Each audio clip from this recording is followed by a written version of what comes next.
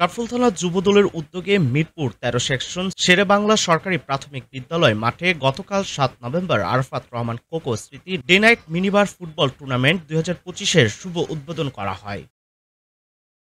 উদ্বোধনী অনুষ্ঠানে প্রধান অতিথি হিসেবে উপস্থিত ছিলেন ঢাকা ১৫ আসনের বিএনপির মনোনীত প্রার্থী এবং বাংলাদেশ জাতীয়তাবাদী যুব কেন্দ্রীয় নির্বাহী কমিটির সাবেক ভারপ্রাপ্ত সাধারণ সম্পাদক শফিকুল ইসলাম খান মিল্টন। কাফরুল থানা যুবদলের সদস্য সচিব মোহাম্মদ হাফিজুল ইসলাম বাবু অনুষ্ঠানে সভাপতিত্ব করেন। এ সময় বিশেষ অতিথি হিসেবে উপস্থিত ছিলেন কাফরুল থানা বিএনপির দ্বিতীয় যুগ্ম আহ্বায়ক সাব্বির দেওয়ান জনি এবং ৪ নং ওয়ার্ড বিএনপির সভাপতি এস.এম. আনসার আলী সহ কাফরুল থানা বিএনপি ও অঙ্গ সংগঠনের অন্যান্য নেতৃবৃন্দরা।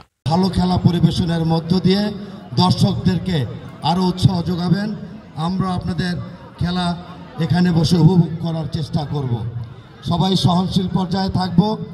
আর যারা আজকে জয় পরাজয় নির্ধারণ হবে সকলেই আগামী দিনে যারা আজকে পরাজয় বরণ করবেন আগামী দিনে ইনশাল্লাহ মনে করব আপনারা আবার ভালো খেলে আবার জয়ী হবেন।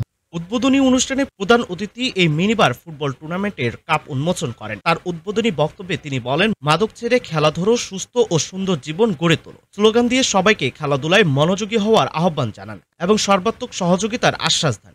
তিনি আরো বলেন, যদি বিএনপি সরকার গঠন করতে পারে তাহলে খেলাধুলা এবং সাংস্কৃতিক বিষয়ের উপর আরো বেশি গুরুত্ব দেবে।